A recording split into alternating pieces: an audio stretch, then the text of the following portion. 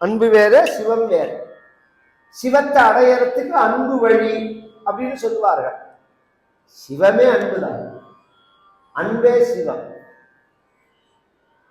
அப்படின்னா சார். இந்த பொதுவா அன்புனாலே ரொம்ப பேருக்கு என்னன்னு தெரியாது. எல்லாத்தையும் உள்ளது ஆசைதான். இந்த ஆசைய அன்புன்னு நினைச்சிட்டு இருக்கோம் நாம. ஆசை வேற, அன்பு வேற. ஆசைன்னா என்ன, அன்புன்னா என்ன? எனக்கு ஒண்ணு தேவையால ஒன்ன நான் விரும்புறதுக்கு ஆசைன்னு தெரியும். நான் எதிர்பார்க்காம பிரியமா இருக்கிறதுக்கு அன்புன்னு தெரியும். உலகம் முழுக்க நாம பழகிறவே மனைவி உள்பட, குழந்தை உள்பட, தாய் தந்தையர்கள்ட்ட உள்பட எதிர்பார்த்து பழகிறோமா, எதிர்பார்க்காம பழகிறோம்?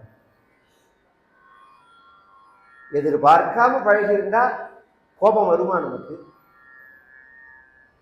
நாம எதிர்பார்க்காம பழகிருந்தா ஒருத்தட்ட நமக்கு துவேஷம் வருமா? நாம எதிர்பார்த்து பழகிறோம். அதனாலதான் கோபம் வருது, துவேஷம் வருது, வருத்தம் வருது. இந்த எதிர்பார்ப்போட நீங்க பழகினா தெய்வத்திட்ட பழகினாலும் தப்புதான். ஆசை அறிமீன், ஆசை அறிமீன், ஈஸ்வரோடாயினும் ஆசை அறிமீன். நீ எதிர்பார்ப்போட கோவிலுக்கு போறது என்னத்துக்கு போற? நீ எதுக்கு போற? கல்யாணம் ஆகணும், குழந்தை போகணும், வேலை வேணும். அப்ப எதிர்பார்ப்பு தான். எதிர்பார்க்காம ஒருத்தர் போவாரான்னா, இந்த எதிர்பார்ப்புங்கிறதுக்கு ரெண்டு விதமா சொல்லலாம். அன்பனுடைய ஒரு குழந்தை அப்பா அம்மாட்ட எதிர்பார்க்கிறது. அம்மாவும் குழந்தைகிட்ட பிரிய வைக்கிறா, குழந்தையும் அம்மாட்ட பிரிய வைக்கிறது. அம்மா குழந்தைகிட்ட எதையுமே எதிர்பார்க்கல, குழந்தை அம்மாட்ட எதிர்பார்க்கிறது. அந்த கவனிச்சோம்னா ஒரு பசின்னாலோ, ஒரு உடை தேவைன்னாலோ, இல்ல ஒரு கவனிப்பு தேவைன்னாலோ அந்த குழந்தை அம்மாட்ட எதிர்பார்க்கிறது தப்பு கிடையாது. அந்த தேவைக்காக பிரியமா இருக்கிறது தான் தப்பு. பிரியமா இருந்து தேவைகளை கேட்பது தப்பு கிடையாது. கொஞ்சம் கவனிச்சு கேட்கணும். நம்ம குழந்தைய நாம சொன்னதெல்லாம் கேட்டுன்னு நம்ம கிட்ட பிரியமா இருந்து, அப்பா எனக்கு அது வேணும் இது வேணும்னா கேட்கறதுக்கு முன்னாடி வாங்கி தரணும்னு தோணும். அவனே நாம சொன்னதை எதையுமே கேட்காம அவனுக்கு ஏதாவது ஒரு தேவைங்கிறத நம்ம கிட்ட வந்தான்னா அப்ப நாமே கோச்சு போக மாட்டோமா? நான் சொன்னதை நீ எதையுமே கேட்கல, உனக்கு தேவைன்னா மட்டும் என்கிட்ட வர, நான் எப்படி உனக்கு செய்வேன்னு கேட்டுட்டு செய்வோம். அதுதான் உள்ள விஷயம். கேட்போம், ஆனா செய்வோம். இப்படிதான் தெய்வத்துக்கிட்ட நாம போறது. தெய்வத்துக்கிட்ட போறத தெய்வம் எப்படி விரும்புறதோ அப்படி நாம வாழணும். தெய்வம் எப்படி விரும்புறது? சுத்தமா வாழணும்னு விரும்புறது, நேர்மையா வாழணும்னு விரும்புறது, நல்லவனா வாழணும்னு விரும்புறது, கருணை உள்ளவனா இருக்கணும், உண்மை பேசவனா இருக்கணும். வேதம் இதெல்லாம் சொல்றது. சத்யான்ன பிரபதிதவ்யம், தர்மான்ன பிரபதிதவ்யம், குசலான்ன பிரபதிதவ்யம், பூத்தீன பிரபதிதவ்யம், ஸ்வாத்தியாய பிரவச்சனாத்யான்ன பிரபதிதவ்யம், தேவபிதிருக்காரியாத்யான்ன பிரபதிதவ்யம். இதெல்லாம் எப்படி வாழணுங்கிற விஷயம். பொறுமையோட இருக்கணும், கருணையோட இருக்கணும், நேர்மையோட இருக்கணும், ஈகையோட இருக்கணும், உண்மை பேசணும். இதுக்கு எதிர்மறையா இருக்கக்கூடாது. கோபப்படக்கூடாது, பெரத்தியார ஹிம்சை பண்ணக்கூடாது, பொய் சொல்லக்கூடாது, பெரத்தியார் பொருளை அபகரிக்க கூடாது, பெரத்தியாருக்கு கொடுக்கணும் திருடக்கூடாது, நேர்மை இல்லாதவனா இருக்கக்கூடாது. இது எல்லா மதமும் சொல்றதா இல்லையா? இந்த விஷயத்தை பேசாத மதங்களே கிடையாது. எந்த மதத்தை எடுத்திருந்தாலும் இந்த அடிப்படை விஷயத்தை சொல்லும். இப்படி இருந்தாதான் தெய்வம் நம்ம கிட்ட உட்காரு. இப்ப நான் இங்க உட்கார போறேன் அப்படின்னு உடனே இப்படி அந்த கார் இறங்குற இடத்துல இறங்குற தேவைன்னு மாமா சொன்னார். ஒரே சேரா இருக்கு, சகதியா இருக்கு, பார்த்து வாங்கன்னார். இல்ல நீங்க இங்க உட்காந்துருந்தா கதை சொல்லணும்னு சொன்னா நான் உட்கார வேணும். அது மாதிரி சேரும் சகதியுமா உள்ள இடத்துல, அழுக்கா உள்ள இடத்துல உட்காந்துன்னு கதை சொல்லணும்னா நான் சொல்லுவேன்னா, நான் நம்ம நல்ல கொஞ்சம் ஓரளவு நீட்டா உள்ளவா இருக்கா பாருங்க, உட்கார்றதுக்கு முன்னாடி கூட அந்த இடத்த பார்ப்பா, சரியா இருக்கா, சில பேர் தான் எங்க போனாலும் உட்காந்து உடம்பு முழுக்க கரையாக்கின்னு வருவான், ட்ரெஸ்ஸை வீணடிச்சுன்னு வருவான். ஒரு இடத்துல உட்கார்றதுன்னா கூட அந்த இடம் சுத்தமா இருக்கான்னு நாமே பார்க்கிறோம்னா தெய்வம் பார்க்குமா பார்க்காத? அப்ப நாம சுத்தமா இருந்தாதான் நம்ம கிட்ட வந்து தெய்வம் உட்காரும். தெய்வத்தை வழிபடணும், தெய்வத்தை வழிபடணும். எதற்கு? தியானேன ஈஸ்வரான் குணானு அப்படின்னு சாஸ்திரம். தெய்வம் அபரிமிதமான சக்தியை உடையது, ஆற்றலை உடையது, அறிவை உடையது. அந்த ஆற்றலும் அறிவும் சக்தியும் உனக்கு வரணும்னா தெய்வத்தை நீ வழிபட்டா வரும். அது மாதிரி வழிபட்டு அந்த சக்தியை அடைஞ்சவர்களெல்லாம் நாம மகான்னு சொல்றோம். அவர்களை பேர் நாமும் இன்னைக்கு வழிபடுறோம். அந்த மாதிரி சக்தியை நாம் அடையறதுக்காக தான் தெய்வத்தை வழிபடுறது. நம்ம கிட்ட தெய்வம் வரணும்னு சொன்னா நாம் சுத்தமா இருந்தாதான் வரும். அந்த சுத்தம் அப்படிங்கிறது பிறப்புல நம்ம தெய்வத்தை பழகும் போதே அந்த நேர்மை, ஒழுக்கம், ஈகை இவைகளால நமக்கு கிடைக்கிறது. ஒரு காரண காரியமா பழகக்கூடாது. ஆசைங்கிறது சுயநலத்தோட உள்ளது, அன்புங்கிறது சுயநலம் இல்லாதது. இதுதான் அடிப்படை. அந்த அன்புனுடைய வடிவமா அந்த பகவான் இருக்கா. அந்த அன்போட வடிவமா இருக்கிற அவன்கிட்ட அந்த அன்போட நாம பழகினா அதற்கு என்ன பதில் ஆகும்னா, அன்பெனும் பிடியுள் அகப்படும் மலையே. வள்ளலார் சொல்றார், அருட்பால ராமலிங்க அடிகளார்னு பேர். மகா மகா எத்தனை பேர் அவர்களை புரிஞ்சின்றார்கள் தெரியாது. இந்து மதத்திலேயே பெரும்பாலானவர்கள் அவர் ஒதுக்கிட்டார்கள். ஏன்னா அவர் கொஞ்சம் கடுமையா பேசினார். கடுமையா பேசினதுக்கு காரணம் இந்த கால நாஸ்திகவாதிகள் மாதிரி துவேஷம் இல்லை, அவருக்கு வருத்தம். இந்த போலிகளை கண்டு அவருக்கு வருத்தம். வருத்தத்தினுடைய அடிப்படையில் அவர் கடுமையா பேசினாரே தவிர தெய்வம் இல்லைங்கிற ரீதியிலையோ சாஸ்திரத்தை மதிக்காமலேயோ அவர் கடுமையா பேசல. இல்லைன்னா அவர் மாதிரி உருகி குழஞ்சு ஒருத்தர் பேச முடியாது. சிவனை பாடி இருக்கிற திரு அருட்பான்னு இன்னைக்கு இருக்கு. பெற்ற தாய் தன்னை மகன் மறந்தாலும் பிள்ளையை பெறும் தாய் மறந்தாலும் உற்ற தேகத்தை உயிர் மறந்தாலும் உற்ற தேகத்தை உயிர் மறந்தாலும் உயிரை மேவிய உடல் மறந்தாலும் கற்ற நெஞ்சகம் கலை மறந்தாலும் கண்கள் நின்று இமைப்பது மறந்தாலும் கற்ற நெஞ்சகம் கலை மறந்தாலும் கண்கள் நின்று இமைப்பது மறந்தாலும் நற்றவர் தவர் உள்ளின்று ஓங்கும் நற்றவர் தவர் உள்ளின்று ஓங்கும் நமசிவாயத்தை நான் மறவேண்டே. என்ன வார்த்தைகள், என்ன வார்த்தை! ஒருத்தர் பாடி ஒரு கவிதை எழுத முடியுமா? இன்னைக்கு குப்பை மாதிரி எழுதுறான் கவிதை. நான் வந்தேன், நீ வந்தேன், ஓடி போலாமான்னு இதை தாண்டி உங்களுக்கு என்ன எழுது? ஒரு குப்பை மாதிரி எழுதலாம். பெற்ற தாய் தன்னை மகன் மறந்தாலும் பிள்ளையை பெறும் தாய் மறந்தாலும். என்ன வார்த்தைகள்! எல்லா வேணாலும் நான் மறப்பேன், நமசிவாயத்தை நான் மறக்க மாட்டேன்.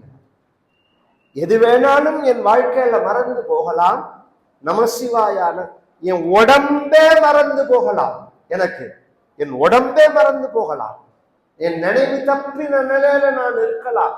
ஆனா என் வாக்கு சொல்லும்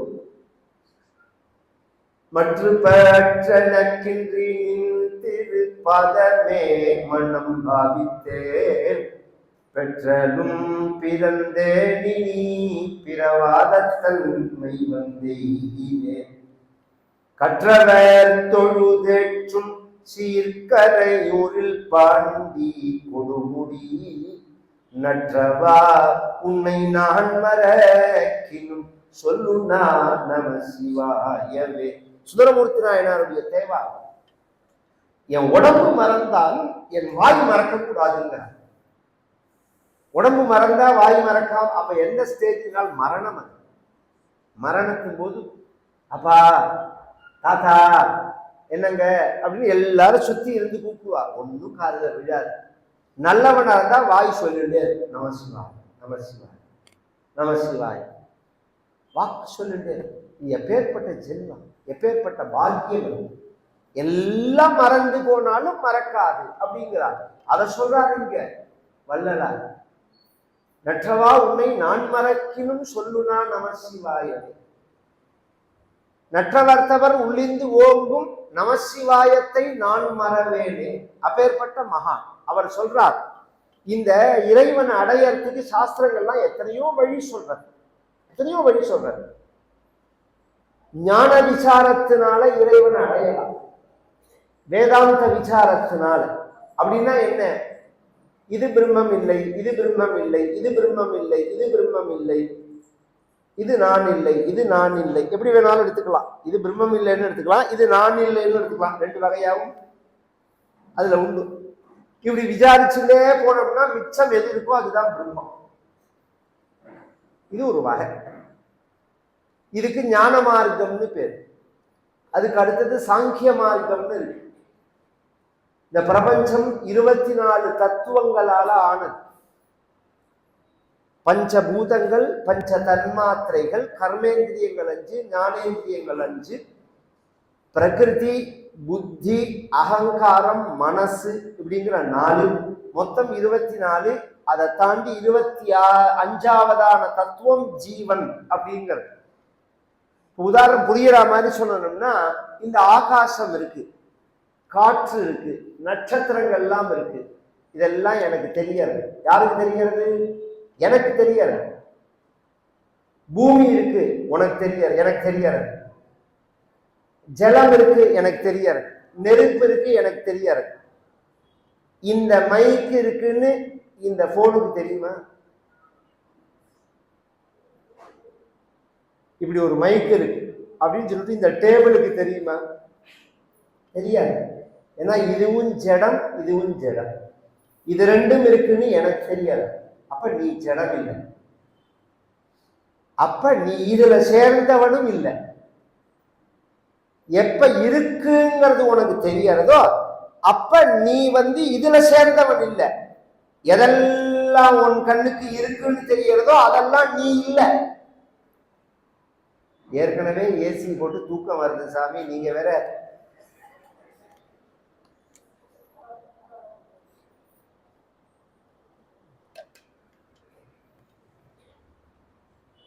இதுக்கு இதெல்லாம் அவ்வளவு கஷ்டம். அதுக்காக சொல்ல வரேன். இன்னும் வேதாந்தம்னா சன்னியாசம்னா இன்னைக்கு ரொம்ப சௌக்கியமா இருக்கிறதுக்கு சன்னியாசியா போகணும். அப்படி ஆயிடுது. சன்னியாசே சர்வதா சுகம்னு நல்ல காரு, நல்ல ஆசிரமம், வேலைக்கு சாப்பாடு, ஏசி, பேங்க் முழுக்க அக்கௌண்ட்டு, இப்படி இருந்தா சன்னியாசியா போலாங்கிற மாதிரி ஒரு கேலி கூத்தா போயிடுது. எந்த சன்னியாசத்தை பார்த்தா கையெடுத்து கும்பிடணும்னு நம்ம சாஸ்திரங்கள்லாம் சொல்றதும் காஷாய தண்டமாத்திரேன்னு எதி பூஜ்யோ ந சம்சயா அப்படின்னு சொல்லிட்டு அது இன்னைக்கு ஒரு கேலி கூத்தா போயிடுது. ஆனா அது அவ்வளோ சாதாரண விஷயம் இல்லை. அதுக்காக சொல்ல வரேன். அதுக்கு அடுத்தது கர்மயோகங்கள். கர்மயோகம் 2 வகையா பிரியாது. சாஸ்திரங்கள்ல சொல்லப்பட்ட யாக யஜ்யங்களை பண்றது ஒரு வகை. அவரவர்களுக்கு விதிக்கப்பட்டதான கடமையை செய்யறது கர்மயோகம் தான். அதுலயே இன்னொரு பிரிவா வரும் அஷ்டாங்க யோகம்னு பேர். யம நியம ஆசன பிராணாயாம பிரத்யாகார தாரணா தியான சமாதி அப்படின்னு 8 வகையா பிரிச்சிருக்கு. யமம் அப்படிங்கிறது நல்ல குணங்கள், நியமம் அப்படிங்கிறது நாம் செய்யக்கூடியதான பழக்கங்கள். காலையில எழுந்திருக்கிறது, பல்லு தேய்க்கிறது, குளிக்கிறது, இதுக்கெல்லாம் நியமம்னு பேர். அதுக்கு அடுத்தது ஆசனம். ஆசனம் அப்படின்னு சொன்னா உடம்ப வளைச்சு தலைகீழ நிற்கிறதுக்கு பேர் இல்லை. நம்ம உடம்பு நம்ம சொன்னதை கேட்கணும். ஆனால் இந்த விஷயம் இப்போ நான் அப்படி சேரை இப்படி சீட்டை போட்டு சப்பலாங்கொட்டின்னு உட்காந்துருக்கேன். அதே மாதிரி நீங்க கீழே உட்காந்து கதை கேட்கணும்னு நான் சொன்னா எத்தனை பேர் வருவீங்க? நான் இப்படி உட்காந்து கதை சொல்ற மாதிரி தான் நீங்க கதை கேட்கணும் அப்படின்னு சொன்னா ஒருத்தர் வரமாட்டேன். இந்த கதை சொல்றவனே சேரை போடணும்னு சொல்ற நிலைக்கு வந்தாச்சு. சேரை போட்டாதான் உட்கார முடியும் அப்படின்னு. அப்ப நம்ம உடம்பு நம்ம சொன்னதை கேட்கணும். ஒரு காலத்துல இந்த சேரெல்லாம் விட்டுடுங்க, 3 மணி நேரம் உட்கார்ந்து பார்க்கிற சினிமா கொட்டால கூட மண் தரலாம், மண்ணுல தான் உட்காந்து பார்ப்பார்கள். கிராமத்துல நாடகம்லாம் ராத்திரி 10-8 மணிக்கு ஆரம்பிச்சதுன்னா மறுநாள் காலத்தால 5 மணிக்கு முடியும். அப்படி ஜம்முன்னு மண்ணில் உட்காந்து தான் பார்க்கறது. இப்ப நம்ம உடம்பு நம்ம கடைக்கு போயிட்டு வான்னா உடனே வண்டியை கொடுங்கோங்கிறான், 2 வீலரை கொடுங்கோங்கிறான். ஒரு பக்கத்துல உள்ள கடை தானே நடந்து போனா உடம்பு தேஞ்சா பண்ணும். இப்ப என்னன்னா ஒரு அதுதான் ஒருத்தர் சொன்னார் அழகா, ஒரு காலத்துல சாப்பிட்றதுக்காக நடந்தது போக இப்ப சாப்பிட்டு நடக்கிறான்.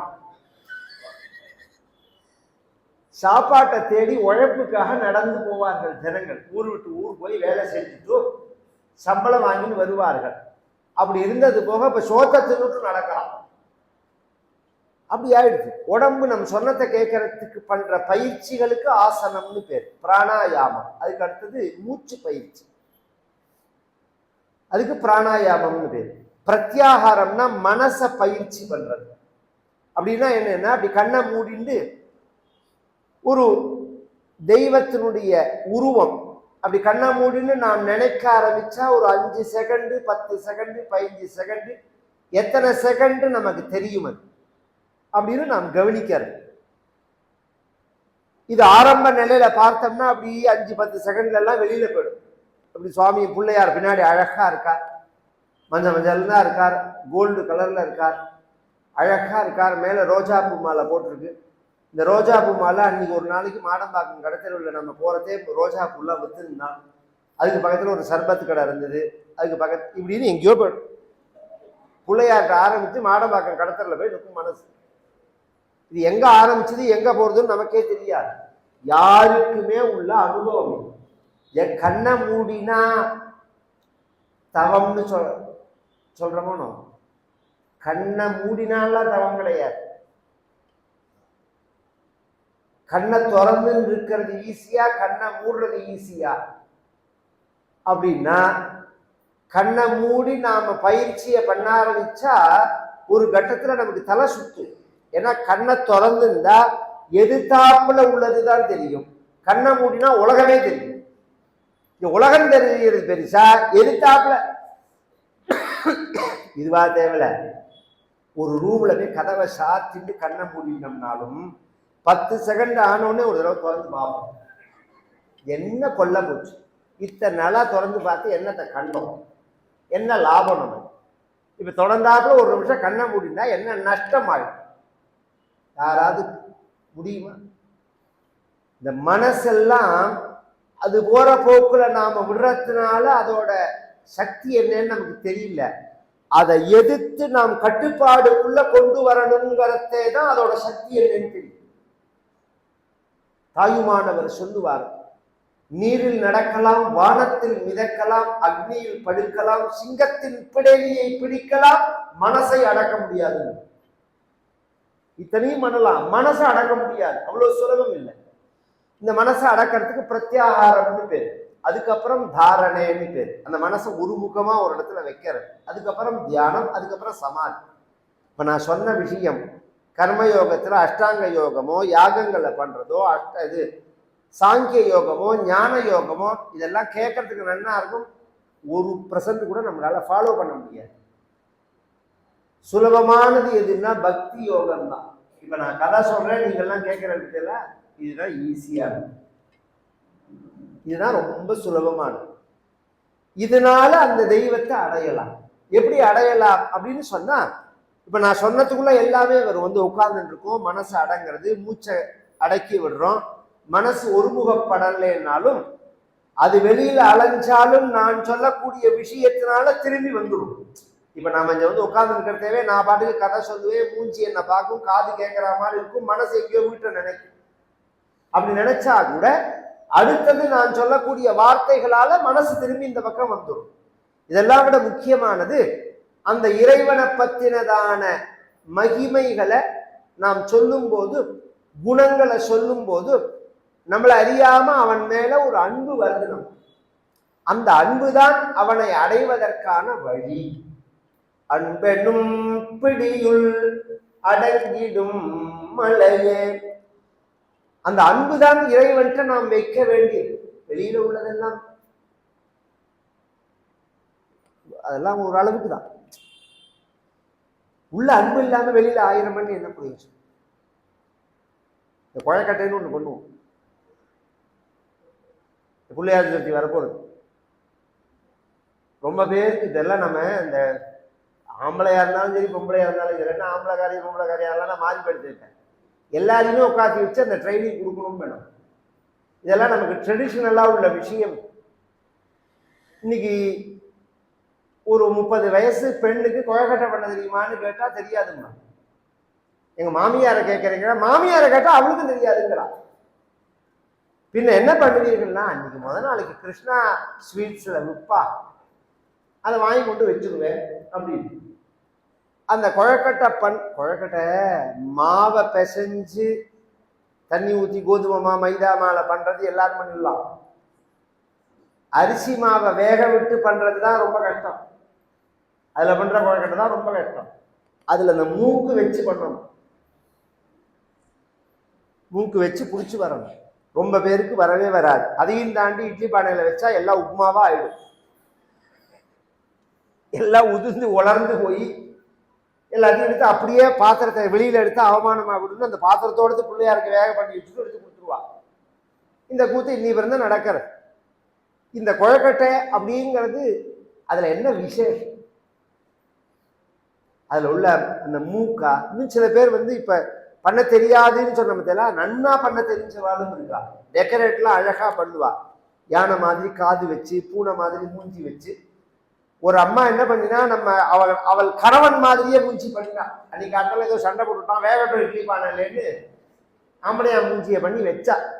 எதை வேணாலும் பண்ணு, நீ என்ன வேணாலும் டெக்கரேட் பண்ணிக்கோ மாவுல. அந்த தேங்காய் பூர்ணம் உள்ள வைக்காம வச்சுட்டா அதை குழக்கட்டை நாம் சொல்லுவோம். தேங்காய் பூர்ணமே உள்ள வைக்கல, அதை என்னன்னு சொல்லுவோம்? வேக விட்டு எடுத்தா புண்ணுக்கு கட்டுற மாவு. கை காலில் புண்ணு வந்தா மாவை வேக விட்டு கட்டுவார்கள் அந்த காலத்துல. அது மாதிரி மாவு சிறகு கட்டுற மாவு. ஒரு அம்மாவுக்கு ஒண்ணுமே பண்ண தெரியாது, இந்த மூக்குக்கெல்லாம் தெரியாது. உள்ள வச்சா பிடிச்சி கிடிச்சு பார்த்தா ஒன்றும் சரியா வரல, ஒரு உருட்டி வச்சுட்டாங்க. ஆனா பூர்ணம் வச்சுட்டாங்க. அது மாதிரி பக்தியோட நீங்க பண்ணினாதான் அது பூஜை. பக்தி இல்லாம பண்ணினா மாவையே வச்சு உருட்டி உள்ள வச்சா மாதிரி இருக்கு. அங்கனம் நிறைய, ஹால் நிறைய நைவேத்தியங்களை பண்ணி, கோவில தோரணங்கள் கட்டி, வாழை மரங்கள் கட்டி, ஊரை முழுக்க கூப்பிட்டு எல்லாம் பண்ணி 1% அன்பு இல்லைன்னா அது பூஜையாகாது. 1% அன்பு இருந்துருச்சுன்னா அதுதான் பூஜை. அன்பெனும் பிடியுள். இந்த பூசலார் நாயனார்னு ஒருத்தர் திருநின்ற ஊர்ல, பல்லவ ராஜா பரமேஸ்வரவர்மன் ஆச்சரியமான கோவில் கட்டுறான். ஒரு நாள் கும்பாபிஷேகத்துக்கு நாளும் குறிப்பிட்டுட்டாங்க. குழந்தைகள் எல்லாம் லீவுல அங்க கொண்டு அழைச்சிட்டு போகணும். திரும்ப திரும்ப மெரினாவை கொண்டு காமிச்சா புண்ணியமா, புருஷார்த்தமா, பரலோகமா, ஏதாவது பிரயோஜனம் உண்டா? ஒரு நாலெட்ஜ் வேண்டாம். கொஞ்சம் பக்தி கல்ச்சருங்கிறதெல்லாம் விட்டுருவோம். நாலெட்ஜுக்கு தான மனுஷ ஜென்மாவே. நீங்க அறிவை வளர்த்துக்கலன்னா மிருகத்துக்கு சமானம். அறிவை வளர்த்துக்கு தான் மனுஷ ஜென்மா. அந்த அறிவை வளர்க்கறதுக்கு தான் இத்தனை வகையான ஃபீடிங்லாம் நாங்க பண்றது. இந்த குழந்தைகள் அழிச்சுட்டே காமிக்கணும். இந்த திருநின்ற ஊர் இந்த பக்கத்துல இருக்கு. அந்த ஊர்ல தான் அவர் வசிச்சார். 2வது பைபாஸ் ரிங் ரோட்ல இருக்கு. அந்த வழியா போனோம்னா வரும். அதுல போய் இறங்கி கொஞ்சம் போனோம். இந்த பரமேஸ்வரவர்மன், இந்த பல்லவ ராஜா என்ன பண்ணினான், கும்பாபிஷேகத்துக்கு உயர்ந்த ஜோதிஷ சாஸ்திரப்படி ஒரு நாளை குறிப்பிட்டான். ஏற்பாடெல்லாம் பண்ணிட்டான். 2 மாசம் கழிச்சு அது நடக்க போறது கும்பாபிஷேகம். அன்றைய தினம் ராத்திரி, கும்பாபிஷேகத்துக்கு முத நாள் ராத்திரி சிவபெருமான் வந்து, நாளைய தினம் நீ பண்ற கும்பாபிஷேகத்துக்கு எனக்கு வர சௌரியப்படாது. ஏன்னு கேட்டான் கனவுல. இந்த திருநின்ற ஊர்ல பூசலார்னு ஒருத்தர் கும்பாபிஷேகம் பண்றார்.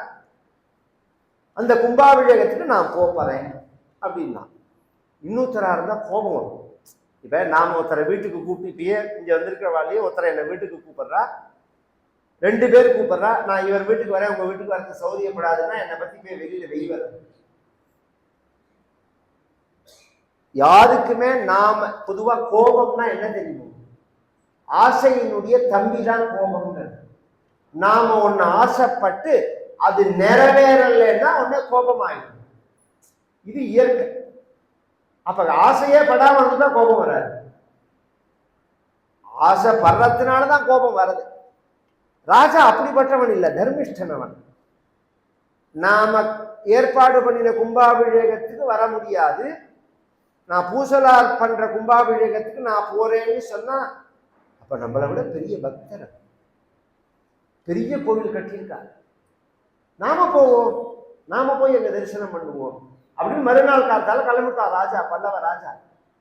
ரத கஜதுரக பதாதீன்னு சதுரங்க சைன்யம், யானைப்பட, குதிரப்பட, தேர்ப்பட, காலாட்பட, இதுக்குதான் சதுரங்கம்னு பேர். 4 வகையான படை. இவ ராஜா வந்தா அப்படிதான் வருவான். அதோட கிளம்பி வரா. வந்தா இந்த திருநின்ற ஊர் குக்ராம். பல்லவ ராஜா அந்த காலத்துல அவ்வளோ பலசாலி. அவன் இருக்கிற பிறந்தும் இந்த இந்த இதுல இருந்து ஆரம்பிச்சு, ஹம்பியிலேருந்து ஆரம்பிச்சு சவுத் இந்தியா பிறந்தும் அவன் கண்ட்ரோல். பல்லவ ராஜ்யத்தின் போது வேற யாருமே தலை தூக்கினது கிடையாது. அப்பேற்பட்ட சக்கரவர்த்தியா இருந்தவன். அவன் வரான்னு உடனே ஊரே அமக்கலப்படுறது. அந்த ஊர்ல வந்து நின்று கேட்கறான், இந்த பூசலார்னு ஒருத்தர் கோவில் கட்டுறாரு, அந்த கோவில் எங்க இருக்கு, அவரு அது எங்க இருக்குன்னு கேட்டான். அவர் கட்டுற கோவில் எங்க இருக்குன்னா, எல்லாருக்கும் சிரிக்கிறதா அழறதா பதில் சொல்றதா ஒண்ணுமே புரியல. பேசாம இருந்தா. ஏன்னு கேட்டா, இல்ல ராஜா கேட்கறதுக்கு எப்படி பதில் சொல்றதுன்னு தெரியல. பூசலார்னு ஒருத்தர் இருக்கார், அவர் கோவில் கட்டுறாருன்னா இல்ல கிடையாது. ஏன், அவரே உஞ்சவர்த்தி பிராமணன். ஒவ்வொரு வேளையும் பிச்சை வாங்கிதான் அவர் வந்து சாப்பிட்றவர். அப்படியா? அவர் கோவில்லாம் கட்டலையா? அதெல்லாம் ஒண்ணுமே கட்டல. பணக்காரர் இல்லையா அவர்? இல்ல. ராஜா நினைக்கிறான் இது ஏதோ தவறுதலான கனவுன்னு அவன் நினைக்கல. இந்த கனவுங்கிறது சொப்பன சாஸ்திரம்னு பேரு. இது உண்மை. எப்ப உண்மைன்னா, நாம பகல்ல ஒரு விஷயத்தை நினைச்சு பயந்து கேட்டுக்கிட்டு அதுக்கு ரிலேட்டடா ஒரு விஷயம் கனவுல வந்ததுன்னா அப்ப அதை நினைச்சுக்க கூடாது, அது உண்மை இல்லை. நாம தூங்கும் போது நமக்கு சம்பந்தமே இல்லாம வருது பத்தில, அதுலயும் விஷயம் இருக்கு. சில பேர் வந்து யூரின் போகணுங்கிறத யூரின் போகாம தூங்குவான், அப்ப வர கனவெல்லாம உண்மை கிடையாது. ஒரு 2 மணிக்கு 3 மணிக்கெல்லாம் வரும், ஒன்னா உளருவான், 2 தட்டு தட்டி போய் யூரின் போயிட்டு வான்னு சொன்னா சரியா போயிடும். அப்பெல்லாம் விட்டுடணும். காத்தாலும் 4 மணி வாக்குல வரும். நமக்கு சம்பந்தம் இல்லாம இருக்கணும், அது புது விஷயமா இருக்கணும். இப்ப கனவுல தான் வந்தது. பூசலாருங்கிறதையும் எனக்கு தெரியாது, திருநின்ற ஊருக்கும் நான் வந்தது கிடையாது. கோவில் கற்றார், உன் கோவில் கும்பாபிஷேகத்துக்கு நான் வரமாட்டேன், நாங்க போறேன்னு சொன்னா அப்ப ஏதோ விஷயம் இருக்கு. தெய்வம் எதையோ சொல்ல வர்றது நமக்கு, அதுல உண்மை இருக்கு. அதைத்தான் தேடணும் நாம. நமக்கு புரியல, நமக்கு பிடிக்கல அப்படிங்கிறதுக்காக பொய்ன்னு ஆயிடுமான்னு ஒரு விஷயம். நமக்கு புரியலைங்கிறதுக்காக பொய்ன்னு ஆயிடுமா, இல்ல நமக்கு பிடிக்கலைங்கிறதுக்காக பொய்ன்னு ஆயிடுமா? இன்னைக்கு பெரும்பாலும் நடக்கிற காரியமே அதுதான். நமக்கு பிடிக்கலைனாலும் அதை பொய்யுங்கிறோம், நமக்கு புரியலைனாலும் நமக்கு பொய்யுங்கிறோம். நாம் அதை தெரிஞ்சுக்கணும்னு நினைக்கிறதே கிடையாது. தேடல் இருந்துட்டே இருக்கணும் வாழ்க்கையில. இவர் என்ன பண்றார், ராஜா என்ன பண்றான்னு, சரி பூசலார்னு ஒருத்தர் இருக்காரா அந்த ஊர்ல, என்ன இருக்காருனா, அவர் வீடு எங்க இருக்குன்னு கேட்டான். தூஞ்ச இருக்குன்னு காமிச்சார். அங்க போனா ஒரு ஏழ்மையான ஒரு வாழ்க்கை. பூசலார் ஒரு மண் செவர் கீத்துட்டு இருக்குங்கிறதுக்கு அடையாளமா ஓலையில ஈர்க்குச்சி தான், ஓலையே இல்லை. திருப்பி மாத்து ஓலை இடுறதுக்கு கையில பணம் கிடையாது. அந்த காலத்துல எல்லாம் வருஷத்துக்கு ஒரு தடவை ஓலை இடுவாரு. அது கூட பணம் இருந்தாதான் இட முடியும். அதுக்கு இடுறதுக்கு கூட அவர்கிட்ட பணம் இல்லை. திண்ணல மண் திண்ண அதுல உட்கார்ந்து இருக்கார். அவருடைய மனைவி ஒரு மண் பானை எடுத்துன்னு ஜலம் எடுக்க வரா. வாசல்ல வந்து ராஜா நிற்கிறான். அப்படின்னு உடனே பிரமிச்சு போயிட்டார். ஓடி வந்தார், பானையை வச்சுட்டு வரணும் ராஜன். என்ன விஷயம்னா, இங்க பூசலார் என் கணவர், அவரை பார்க்க தான் நான் வந்தேன். ராஜா அதுக்கு ஏன்னா அவன் பூசலார் கோவில் கட்டலேன்னு அவ சொல்லிட்டா. அதனால இவள்கிட்ட போய் அதை பேச வேண்டாம். அவரை பார்க்க வந்தேன்.